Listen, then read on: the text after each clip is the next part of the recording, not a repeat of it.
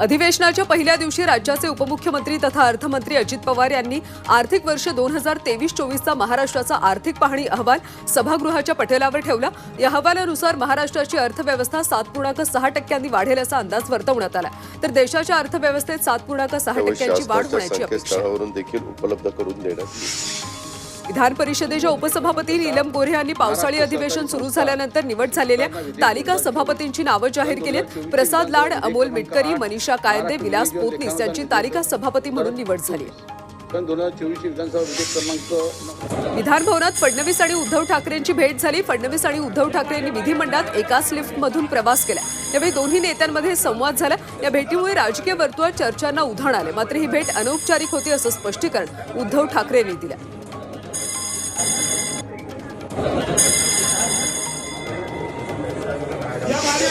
लाडकी बहीणप्रमाणेच लाडका भाऊ अशीही योजना आणा अशी मागणी उद्धव ठाकरेंनी केली। या योजनेमध्ये महिला पुरुषांमध्ये भेद करू नका, मात्र ही योजना आणताना त्याची जबाबदारी मुनगंटीवारांना देऊ नये असा खोचक सल्लाही ठाकरेंनी दिला।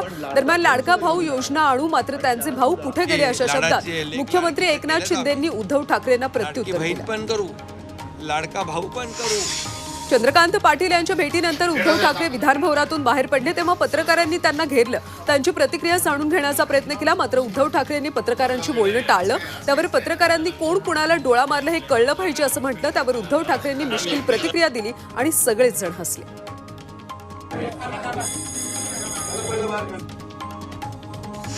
चंद्रकांत पाटलांनी अनिल परबांना ॲडव्हान्स शुभेच्छा दिल्यात। पदवीधर निवडणुकीच्या निकालाआधीच परबांना चंद्रकांत पाटलांनी शुभेच्छा दिल्या, तर असंच प्रेम असू द्या अशी कोपरखळी ठाकरेंनी चंद्रकांत पाटलांना मारली। दानवेंना पुष्पगुच्छ देण्यासाठी चंद्रकांत पाटील आले होते, त्यावेळी पाटलांनी उद्धव ठाकरेंचीही भेट घेतली।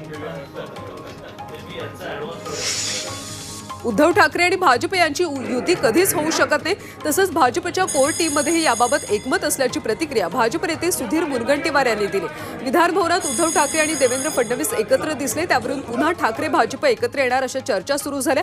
त्यावर मुनगंटीवार यांनी हे स्पष्टीकरण दिलं। भारतीय जनता पार्टी फडणवीस उद्धव ठाकरेंना एका ताटात जरी घेऊन जेवले तरी आम्ही आता फडणवीस या नावावर फुली मारली अशी प्रतिक्रिया सुषमा अंधारे यांनी दिली। तसंच त्यांनी एका लिफ्टमधून प्रवास केला, हा फक्त योगायोग होता, यावरून ते एकत्र आले असा अर्थ होत नाही असंही त्या म्हणाल्या।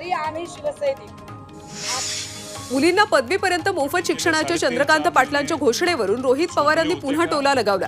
चंद्रकांत पाटील 3 महिने झोपले होते का असा सवाल त्यांनी उपस्थित केला। दरम्यान आचारसंहितेमुळे यावर निर्णय घेण्यास अडचण येत असल्याचं चंद्रकांत पाटलांनी म्हटलं। पोलीस भरतीसाठी आलेल्या विद्यार्थ्यांची गैरसोय होत असल्याचा मुद्दा विरोधी पक्षनेते अंबादास दानवे यांनी विधान परिषदेत उपस्थित केला। त्यावर मंगल कार्यालय घेऊन भरतीसाठी आलेल्या तरुणांची सोय केली जात असल्याचं उपमुख्यमंत्री देवेंद्र फडणवीस यांनी सांगितलं। उद्धव ठाकरे 7 जुलैपासून राज्याच्या विविध भागांचा दौरा करणार आहेत। विधानसभा निवडणुकीच्या तयारीच्या दृष्टीनं त्यांच्या या दौऱ्याचं आयोजन करण्यात आलं। लोकसभा निवडणुकीत विधानसभानिहाय झालेल्या मतदानाचा आढावा घेत कार्यकर्त्यांना विधानसभा निवडणुकीसाठी तयार राहण्याच्या सूचना या दौऱ्यामध्ये केल्या जाणार आहेत। अजित पवारांना महायुतीतून बाहेर काढा। अजित पवार यांनी भाजप कार्यकर्त्यांवर अन्याय केला। भाजप पुणे जिल्हा उपाध्यक्ष आणि पुणे बाजार समितीचे संचालक सुदर्शन चौधरी यांनी ही खदखद व्यक्त केली। शिरूर लोकसभा आढावा बैठकीमध्ये त्यांनी अजित पवारांच्या विरोधात उघडपणे नाराजी व्यक्त केली। भाजपचे सुदर्शन चौधरी यांनी अजित पवारांबाबत खदखद व्यक्त केल्यानंतर पुण्यात राष्ट्रवादी काँग्रेस अजित पवार गट आक्रमक झाल्याचं पाहायला मिळालं। सुदर्शन चौधरीला पुण्यात पाय ठेवू देणार नाही असा इशारा अजित पवारांच्या कार्यकर्त्यांनी दिला।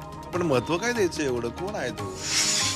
अजित पवार पक्षाच्या सर्व प्रवक्त्यांना प्रदेशाध्यक्ष सुनील तटकरे यांच्याकडून ताकीद देण्यात आली। महायुतीबाबत बोलताना पक्ष नेतृत्वाची मान्यता घेऊन बोलण्याची ताकीद सर्व प्रवक्त्यांना देण्यात आली। जागा वाटपाच्या आकड्यावरून वाद झाल्याने हे पाऊल उचलण्यात आलं। महायुतीमध्ये तिसरा भिडू घेतल्यानं लोकसभेला हरलो अशा शब्दात भाजप नेते सुरेश धस यांनी अजित पवारांवर निशाणा साधला। अजित पवारांना सोबत घेतले हे लोकांना आवडलं नाही असं ते म्हणाले, तर भाजप नेते आणि प्रवक्ते बेलगाम झाले, त्यांच्या तोंडाला आवर घाला असा पलटवार राष्ट्रवादी अजित पवार गटाचे प्रवक्ते अमोल मिटकरी यांनी केला। बीड लोकसभा निवडणुकीत महाविकास आघाडीचे उमेदवार बजरंग सोनावणे उर्फ बाप्पा यांना मदत केल्याची कबुली शिवसेना शिंदे गटाचे बीड जिल्हाप्रमुख पुंडलिक खांडे यांनी दिली। तसंच महायुतीच्या उमेदवार पंकजा मुंडे यांना आपण निवडणूक प्रचारात धोका दिल्याचंही खांडे यांनी स्वतः मान्य केले। त्यांची ऑडिओ क्लिप व्हायरल झाल्याने मोठी खळबळ उडाली। विधान परिषदेवर पंकजा मुंडे यांची वर्णी लागण्याची शक्यता आहे. लोकसभेतल्या पराभवानंतर भाजप पंकजा मुंडेंचं पुनर्वसन करण्याच्या तयारीत असल्याची माहिती सूत्रांकडून मिळते. 11 जागांसाठी विधान परिषदेच्या निवडणुका होणार आहेत. त्यात भाजप 5 उमेदवार रिंगणात उतरवण्याच्या तयारीत आहे. भाजप सोबत गेल्यानं अजितदादांचा दरारा कमी झाला अशा शब्दात राष्ट्रवादी शरद पवार गटाचे आमदार रोहित पवार यांनी जोरदार टोलेबाजी केली. भाजप नेते अजितदादांसोबत दुजाभाव करतात. नेत्यांचं सोडा, साधे कार्यकर्ते देखील त्यांच्या विरोधात बोलायला लागले. याचं आश्चर्य वाटतं असं ते म्हणाले. अजित पवारांना भाजप केवळ 20 जागाच देईल असंही ते म्हणाले. आता नेते तर खरंच शरद पवार गटाचे प्रदेशाध्यक्ष जयंत पाटील यांनी अजितदादांच्या गटाच्या 5 ते 6 आमदारांची भेट घेतली. विधान भवनातल्या एका खोलीमध्ये ही भेट झाली. पश्चिम महाराष्ट्रातल्या आमदारांनी जयंत पाटलांची भेट घेतल्याची माहिती मिळते. त्यामुळे पुन्हा एकदा अजित पवार पक्षाचे आमदार शरद पवार पक्षाच्या संपर्कात असल्याची चर्चा सुरू झाली. विधान परिषदेच्या 11 जागांसाठी निवडणुका होणार आहेत. त्यापैकी 2 जागा शिंदे गट सहज जिंकू शकेल. एवढे आमदार शिंदे गटाकडे असल्याचा विश्वास मंत्री उदय सामंत यांनी व्यक्त केला. या 2 जागांसाठी कृपाल तुमाणे आणि भावना गवळी यांच्या नावावर शिक्कामोर्तब होण्याची शक्यता आहे. तर मंत्री उदय सामंत यांचे बंधू किरण सामंत हे देखील विधान परिषदेसाठी इच्छुक असल्याची माहिती सूत्रांकडून मिळते. संभाजीनगर जिल्ह्याच्या पालकमंत्रीपदासाठी उदय सामंत आणि शंभूराज देसाई अशी 2 नावं आता चर्चेत आलेत. तर मंत्री अतुल सावे यांच्या गळ्यात पालकमंत्रीपदाची माळ पडावी यासाठी भाजपचे पदाधिकारी उपमुख्यमंत्री फडणवीस आणि मुख्यमंत्र्यांना भेटल्याची माहिती आहे. अमरावती जिल्ह्यामध्ये काँग्रेस नेत्या यशोमती ठाकूर यांनी बॅनरबाजी करत एनडीए सरकारला लक्ष केले. एनडीएचे पहिले 15 दिवस असा आशय बॅनरवर लिहिण्यात आलाय. बॅनरवर नीट परीक्षा रद्द झालीच पाहिजे यासह ट्रेन दुर्घटना, जलसंकट, आतंकवादी हल्ले याचाही उल्लेख करण्यात आला.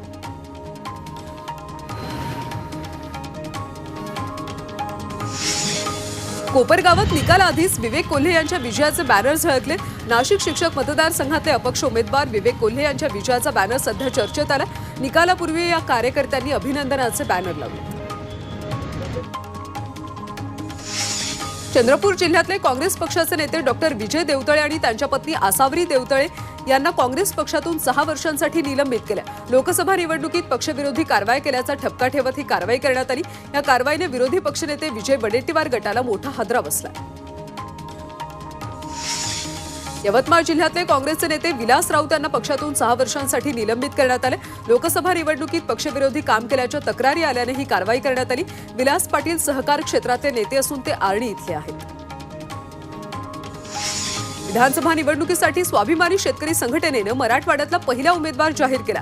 भोकरदन जाफराबाद मतदारसंघातून मयूर बोर्डे यांच्या नावाची जिल्हाध्यक्ष सुरेश काळे यांनी घोषणा केली. विधानसभा निवडणूक स्वाभिमानी संघटना स्वबळावर लढणार आहे.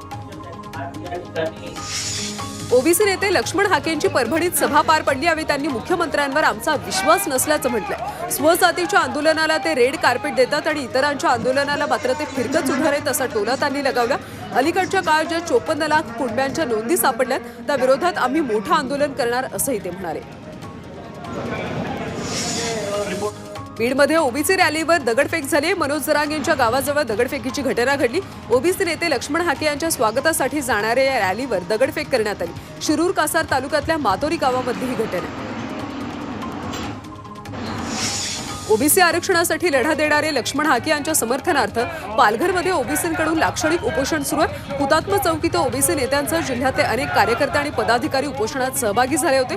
जरांगे यांची मागणी घटनाबाह्य असून जरांगेंना घटनेचं कोणतंही ज्ञान नसल्याचा आरोप यावेळी ओबीसी नेत्यांकडून करण्यात आला. समाज बघून मतदान करायला लागला तर कोण कशाला काम करेल, जातीवरच मतदान करतील असं असल्यास ओबीसी समाजाचे लोक कुठेच निवडून येणार नाहीत. आम्हालाही दलित ओबीसींसारखं विधानसभा लोकसभेत आरक्षण द्या अशी मागणी छगन भुजबळांनी केली. कुलाबा नरीमन पॉइंट सागरी सेतूचा मार्ग अखेर मोकळा झाला. मुख्यमंत्री, उपमुख्यमंत्री आणि विधानसभा अध्यक्षांच्या बैठकीत याबाबत निर्णय झाला. यापूर्वी नरीमन पॉइंट ते कफ परेड असा पुलाचा मार्ग होता. मात्र कोळी बांधवांना त्रास होऊ नये म्हणून आता नवीन मार्ग तयार केला जाणार आहे. त्यानुसार समुद्रामधून जाणारा पूल आता किनाऱ्यावरून जाणार आहे. नॅशनल स्टुडंट्स युनियन ऑफ इंडियाचे शेकडो कार्यकर्ते नॅशनल टेस्टिंग एजन्सी दिल्ली इथं टाळं लावण्यासाठी आले होते. नीट परीक्षेतल्या घोटाळ्याविरोधात NSUI आक्रमक झाल्याचं पाहायला मिळालं आणि त्यांनी हे आंदोलन केलं. यावेळी आंदोलक आणि पोलिसांमध्ये झटापट झाल्याचं पाहायला मिळालं. नीट लातूर प्रकरणी आता सीबीआय तपास करणार असल्याची माहिती मिळते। महाराष्ट्र सरकारने हे प्रकरण सीबीआयकडे सोपवले। गृह मंत्रालयाच्या सूत्रांकडून याबाबत माहिती मिळते। तर दुसरीकडे नीट परीक्षा घोटाळा प्रकरणी सीबीआयने पटनामधून एकाला अटक केली। मनीष प्रकाश असं संशयित आरोपीचं नाव असल्याची माहिती समोर येते।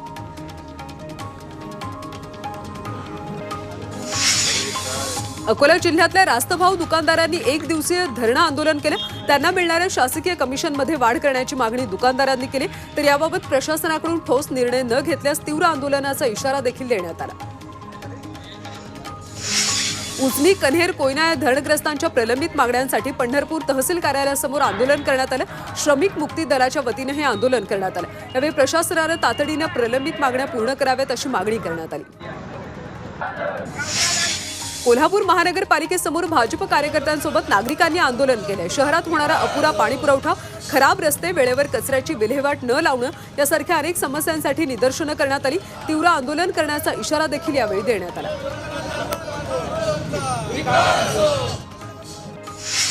रत्नागिरीतल्या सार्वजनिक बांधकाम विभागाच्या ऑफिससमोर ठेकेदारांनी आंदोलन केलं। गेल्या 6 महिन्यांपासून बिल थकीत आहे। वर्षभरामध्ये सरकारी कामं पूर्ण झाली, मात्र बिलं अद्याप मिळाली नाहीत। त्यामुळे ठेकेदारांनी आंदोलन केलं। आपल्या प्रलंबित मागण्यांच्या पूर्ततेसाठी मोरबे धरणग्रस्तांनी प्रकल्पाच्या ठिकाणी जाऊन आंदोलन केलं। भूसंपादनासाठी 2013चा नवीन कायदा लागू करावा, जमिनींच्या किमती वाढून मिळाव्यात, रस्ता मिळावा अशा प्रमुख मागण्या यावेळी करण्यात आल्या।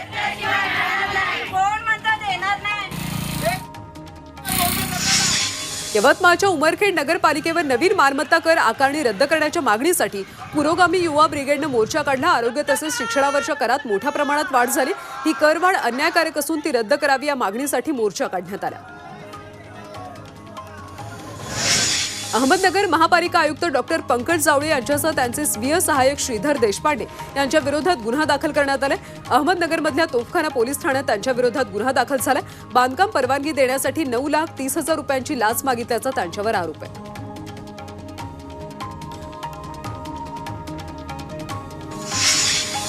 तुम्ही जर दारूच्या आहारी गेले असाल आणि चुकून तुमच्या घरच्यांनी या बाबांजवळ तुम्हाला नेलं तर तुमची खैर नाही। दारू उतरवणाऱ्या बाबाचा व्हिडिओ सध्या चांगलाच व्हायरल झाला, कारण हा बाबा शिव्या देत मारझोड करतो। व्हिडिओमध्ये दारू प्यालेल्या इसमाची बाबाने चांगलीच धुलाई केली।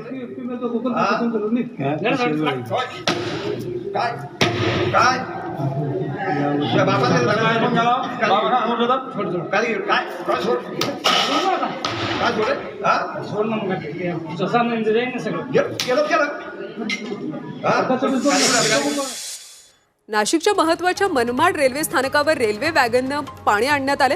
रेल्वेकडून पाणी टंचाईच्या मदतीची प्रायोगिक चाचणी करण्यात आली। रेल्वे प्रशासनाकडून याबाबत कमालीची गुप्तता पाळण्यात आली। 2 वॅगनद्वारे भुसावळ रेल्वे स्थानकात पाणी आणण्यात आले। गेल्या 14 वर्षांपासून मुंबई गोवा महामार्गाच्या चौपदरीकरणाच्या कामाची रखडपट्टी झाली, त्यामुळे प्रवाशांना खड्ड्यातूनच प्रवास करावा लागतोय।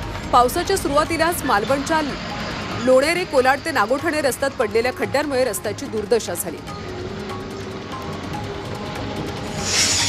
डोंबिवली रेल्वे स्थानकावर दिव्यांगांसाठी आरक्षित असलेल्या डब्यामध्ये इतर प्रवाशांची घुसखोरी वाढली, त्यामुळे त्यांना डब्यात चढताना तारेवरची कसरत करावी लागते। रेल्वे प्रशासन अशा प्रवाशांवर कारवाई करणार का असा सवाल आता दिव्यांगांनी उपस्थित केला।